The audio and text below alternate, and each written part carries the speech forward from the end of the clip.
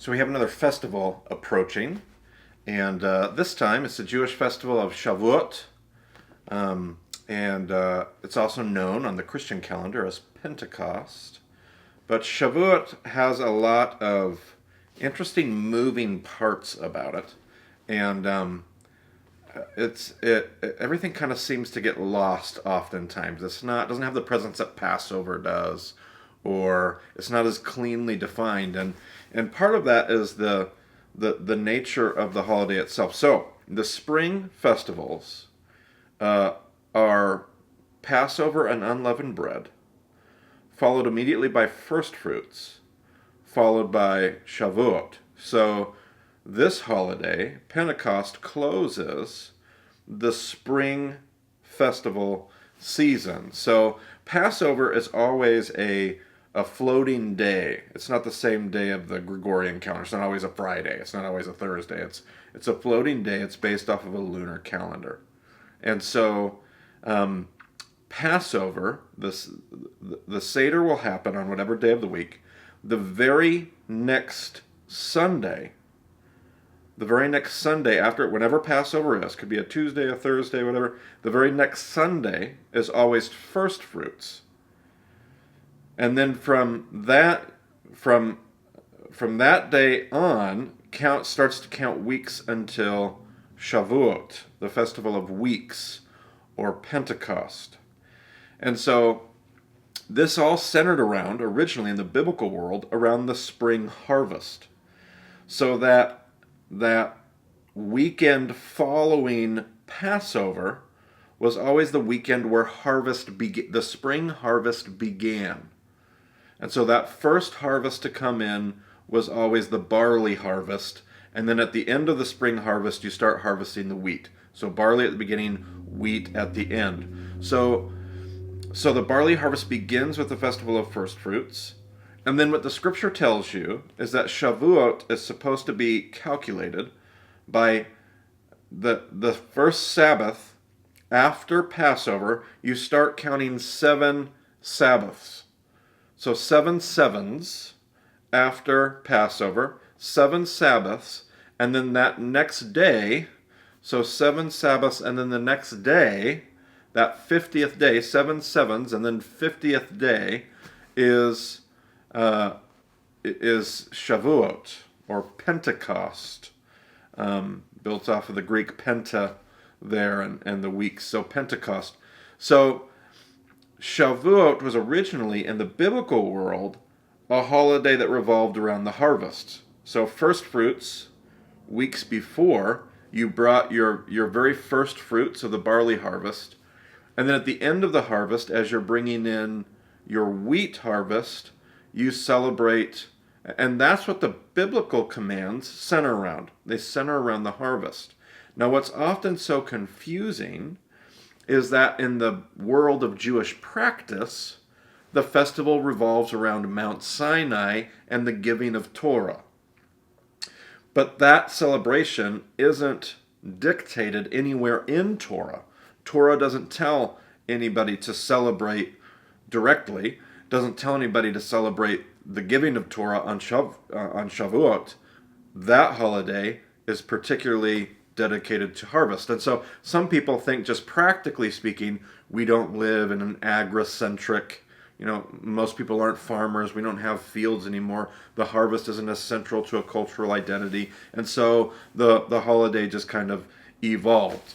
And yet, the rabbis insist that there's far more to it. Now, on one level, the rabbis have pointed out, so you had Passover, and when you came out of Egypt and crossed the Red Sea, according to rabbinic tradition, and I believe you can see it in the text too, rabbinic tradition says it took 40 days for Israel to make it to the bottom of Mount Sinai, and then 10 days later, so 50 days after leaving Egypt, 50 days later, they got Torah.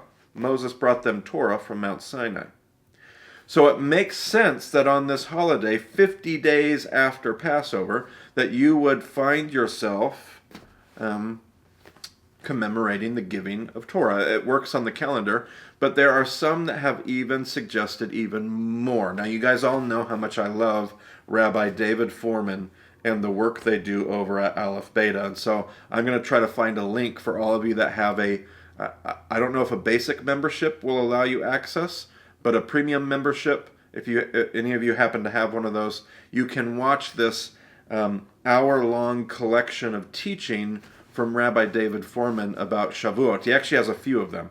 If you have a membership and want to get on Aleph Beta and just search for the different teachings that Foreman has and the rest of his crew there has on Shavuot, you'll find all kinds of incredible stuff. One of my favorites is the one that I'll try to link in the comments, where he shows rabbinically that rabbinic tradition sees a very direct connection between Shavuot and Yovel, which is the year of Jubilee. And so there are all these connections. Now, the reason why this is such a big deal is because when you study Shavuot, you feel like there's this disconnect. There's like the biblical holiday we discussed that surrounds the harvest, and then you have this rabbinic modern Jewish practice holiday, and it feels like there's two different observances of Shavuot, an ancient one and it's still a very ancient practice, and yet they seem disconnected, like separate, like an Israelite practice and a Jewish practice, and yet Rabbi Foreman does an excellent job showing all the parallels between the observance of Shavuot and Yovel, and even the destruction of Jericho, and there's so many juicy little tidbits. The 7 sevens. There's all these 7 sevens. There's 7 sevens, and then the next year there's 7 sevens as weeks, and then that next day is Shavuot, and then there's 7 sevens as far as Sabbath years, and then there's Jubilee. And that's just one of about 10 different parallels that Foreman's going to show, all these different ways that really Jubilee and Shavuot are connected in concept. What you're trying to do is have all these reminders, and to kind of summarize, without giving spoilers, to summarize Foreman's teaching, this whole observance is rooted in the concept of land, slavery, and Sabbath. That this concept of land ownership, resting, and slavery, that one of the ways that a society is going to order itself to prevent slavery. See, it's really interesting when you study Torah. A lot of times you end up seeing this system that it feels like kind of props up, and it's an ancient system spoken to an ancient world where a particular kind of cultural slavery was the norm, and yet it seems like Torah is trying to undo that norm. It seems like it's trying to redeem that norm. On the surface, it doesn't seem that way at all. And when you get down into it, and I just recommend listening to this teaching. It's so beautiful and interesting. So in today's practice, so what do they do today? Well, today they celebrate the giving of Torah. And so what you'll do is you'll stay up all night. You usually eat a lot of dairy. Dairy is the food of choice for Shavuot, and that goes back to rabbinic tradition. The Midrash says that on the day that God went to give the 10 Commandments, everybody slept in. They didn't really care. They weren't ready. They weren't up early. They slept in. They got up late, and God went to give them the 10 Commandments, and they got up so late that Jews traditionally will eat their dairy for breakfast and their meat for dinner. And so you don't mix dairy and meat in the Jewish mind. And so you actually eat dairy on Shavuot to remind yourself of that day that you stayed up late. Another rabbinic tradition, we'll talk all about the honeymoon. Remember, we talked about on the podcast, Sinai being a wedding. And so they said another reason you stay up late is, well, of course, that's the day you got Torah. It's that first night of your honeymoon. And so you're staying up late to have that moment with God. So all kinds of beautiful traditions. But the practice is that on Shavuot you stay up and you study Torah all night. And Foreman has this beautiful teaching that I'll let you track down for yourself about how what we're really doing when we celebrate Shavuot, when we're connected to this idea of Jubilee is we are reminding ourselves of a world that God created where there was a relational investment connected to the physical land, harvest, and it's connected to our relationships with each other, and slavery, and debts, and releasing people from all those things, and allowing people to have a celebration of freedom. And so there's it's a beautiful thing. So I'll let you track that teaching down. But finally, one of the last things that you do is that every year during Shavuot, you read the Book of Ruth.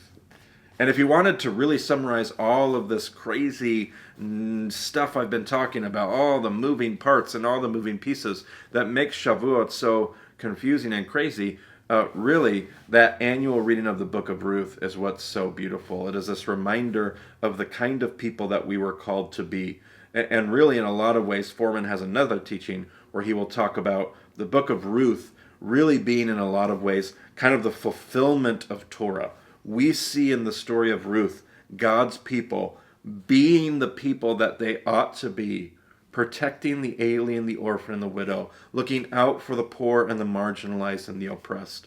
And you have this reminder of all those same principles of people that have land or don't have land, people that have debts, people who are on the outside, people who are slaves and servants and indebted to a system. And what you see is God's people reaching out, bringing them in, taking care of them, redeeming them back into a people where they have belonging and identity. And you really see God's people doing the very thing that Torah as a whole. Why do we read the Book of Ruth? In some people's perspectives, we read the Book of Ruth to remind ourselves of the very essence of what that Torah was intending to do amongst God's people. It was intending to make us the kind of people that would see those Ruth characters, would see the alien, the orphan, the widow, would see the marginalized, would see the injustice, and we would be the kind of people that would create a world. Torah is inviting us to create a world where shalom is brought to chaos. And so we stay up all night, as late as we can, up until the sun rises if possible, studying Torah, reminding ourselves of the story, reminding ourselves not just of the laws and the rules of Torah, but the very essence of Torah and what it's designed to teach us. So I really recommend listening to that teaching from Rabbi Foreman. I probably gave way too much scattered information about Shavuot in this teaching today. Maybe we'll circle back sometime, maybe next year, and try to hone in on one just really beautiful part of Shavuot. But there's a rough overview of the practice and what we'll do and what we'll be observing, and look forward to sharing the next time, probably when the fall festivals arrive with Rosh Hashanah. It will be a few months, but when the fall festivals show up, we'll have some more videos to go through.